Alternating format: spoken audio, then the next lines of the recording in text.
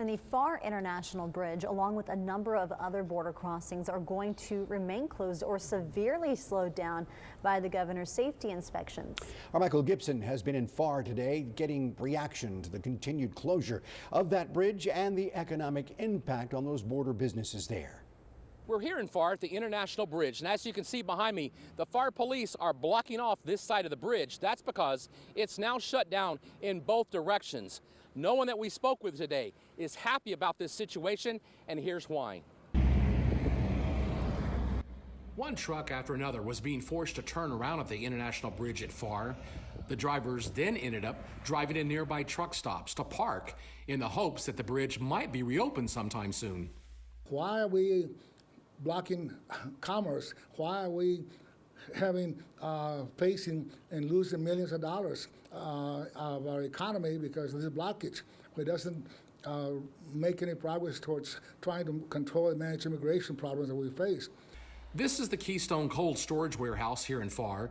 The owners tell 3 News that the parking lot outside is usually full of trucks coming in and out of this place. But as you can see on this day, there's only a few sitting in the lot. Now, we took a look at the USDA's marketing tracker, which details all of the fruits and vegetables coming across our international bridges.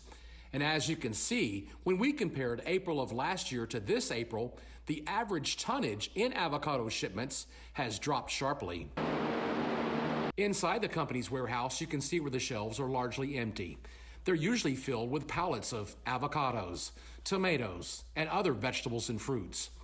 Many of the companies like Walmart, who've come here to load up, are only getting a fraction of their order. That's because all of that produce is no longer coming from Mexico across this international bridge. Well, it's really a shame. It's been a devastating impact. Obviously, it's brought Mexican imports to a complete standstill. Norma Ramirez also owns an import business here. It's called Sunny Produce and Brokerage. She says that if this border crossing doesn't open back up in a week, then she doesn't know what she and the other import and export businesses are going to do. We bring in electronics, auto parts, and a lot of fresh produce from Mexico. What has happened today is that many of my colleagues are now rerouting their produce to Nogales, Arizona, where they can trade and do business like adults. Ramirez also points out that the U.S.